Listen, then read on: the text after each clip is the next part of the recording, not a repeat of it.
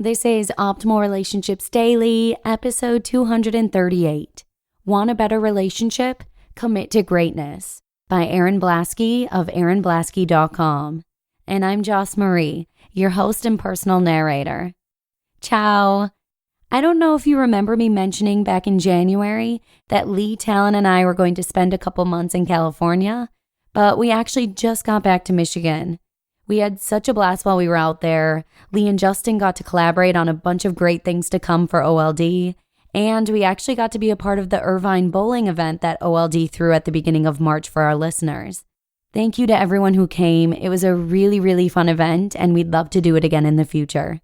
But let's get to the show for now and hear from yet another new author as we start optimizing your life. Want a better relationship? Commit to greatness by Erin Blaskie of and&nbsp. Where does your greatness lie? For most people, the answer to this question generally focuses around a hobby or a talent. Some may answer that their greatness lies in playing piano, or building computers, or speaking, or writing business books. For others, they may be great at maintaining a home, balancing busy schedules, designing a video game, or skateboarding. Wikipedia.org defines greatness as, quote, a concept of a state of superiority affecting a person or object. Greatness can also be referred to individuals who possess a natural ability to be better than all others. The concept carries the implication that the particular person or object, when compared to others of a similar type, has clear advantage over others, end quote. How often, though, do we choose to commit to greatness in relationships? I am not talking about the simple desire to be in a great relationship or to be surrounded by great people. I am talking about a commitment to greatness in relationships in the same way you would commit to becoming superior at a craft or a skill. In a traditional relationship format, we often commit to each other by way of marriage. We share vows and we commit to being together until death do us part. What tends to happen right afterward, in many cases, is that we forget that choosing to commit and saying yes to each other is simply one piece of the puzzle. Complacency can sink in and we can easily deflect our desire to be great elsewhere. What if we made the conscious choice to become great at being in a relationship with another human being? What if we dedicated ourselves to the craft of relationships and worked to become really, really good at them? What if we approached the relationship like we would a skill set and used a portion of our time to research, study, and improve our relationship abilities? Most people don't choose greatness for their relationship because they don't think that they have to. It's easy to feel like the verbal commitment made to each other is enough, that you'll weather the storm simply because you at one point in time said, I do. Most people work on their relationships when they have reached a state where it's their only choice, where their partner is saying therapy or else, when the word divorce is hanging in the air like a 5-day-old helium balloon. Why we don't often commit to greatness in our relationships. I recently read an article on Forbes.com called The 6 Enemies of Greatness and Happiness. And when I did, I applied the points within the article directly to relationships. It was eye-opening. The article begins with this cautionary bit of text. Quote, these 6 factors can erode the grandest of plans and the noblest of intentions. They can turn visionaries into paper pushers and wide-eyed dreamers into shivering, weeping balls of regret. End quote. If we apply this directly to relationships, the notion is still profoundly true. Here are my edits with the focus being solely on relationships. Quote, the 6 enemies of greatness and happiness will eventually erode even the greatest relationships. It will turn romantics into cynics and vulnerable lovers into cold blocks of stone. End quote. The article listed the 6 enemies as number 1, availability. We often settle for what's available, and what's available isn't always great. Number 2, ignorance. If we don't know how to make something great, we simply won't. Number 3, committees. The lowest common denominator is never a high standard. Number 4, comfort. Why pursue greatness when you've already got 324 channels and a recliner? Number 5, momentum. If you've been doing what you're doing for years and it's not so great, you are in a rut. And number 6, passivity. There's a difference between being agreeable and agreeing to everything. Trust the little internal voice that tells you, this is a bad idea.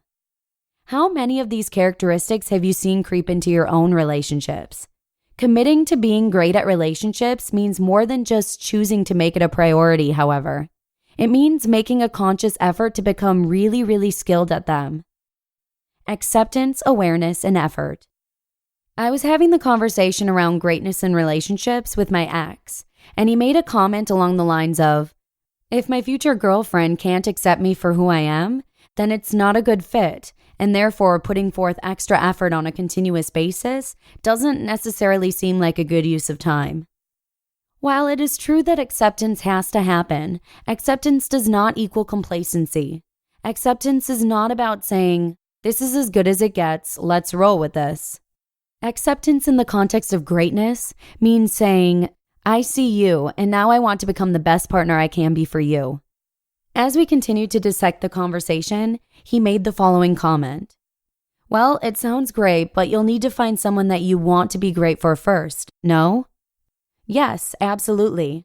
I'm dyslexic, and math has always been a challenge for me. I would never commit to becoming great at math. I would never long to become a mathematician because I am aware enough about myself and my unique set of challenges to know that becoming great at math is probably not in my cards, regardless of how much time and effort I pour into it. Awareness is a key word here.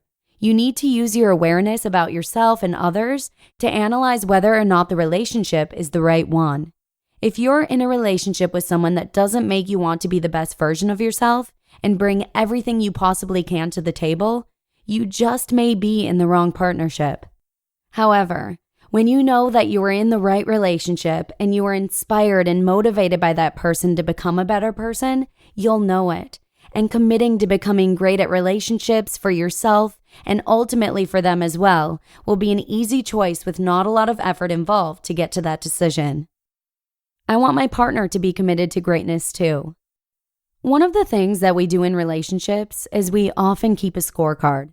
We begrudge our partner when they aren't showing up how we want them to show up, and when that happens, we hold back parts of ourselves almost in an attempt to get even or punish them.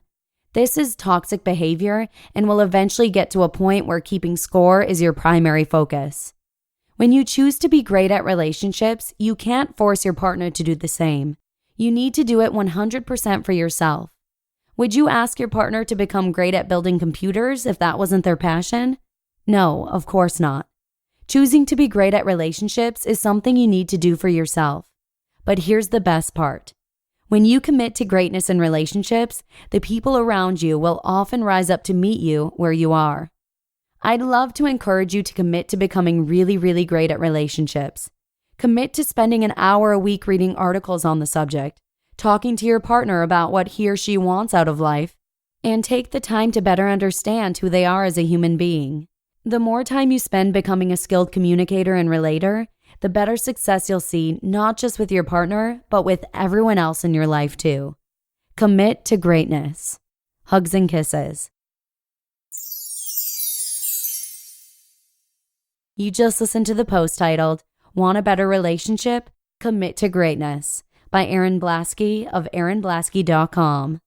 And I know I mentioned this yesterday, but if you'd like to share the show with your friends or family, you can send them a link right to oldpodcast.com/listen. But with that, I'm going to go ahead and wrap it up. Thank you so much for joining me here, and I hope to see you again tomorrow with a post from Steve Pavlina, where your optimal life awaits. Hello, Life Optimizer. This is Justin Malik, creator and producer of this podcast, but also Optimal Living Daily, the show where I read to you from even more blogs covering finance, productivity, minimalism, personal development, and more from incredible bloggers like Derek Sivers, Zen Habits, Mark and Angel, The Minimalists, and all the ones you hear on this show too. So if you enjoyed today's episode and like taking amazing blogs on the go, come on over to Optimal Living Daily and subscribe to that one too. And together, we'll start optimizing your life. You've been listening to Optimal Living Daily. Be sure to hit the subscribe button to stay up to date on each new episode and head to oldpodcast.com. That's OLDpodcast.com for a free gift as well as more actionable tips and resources to help you maximize your potential. Thanks for joining us, and remember, your optimal life awaits.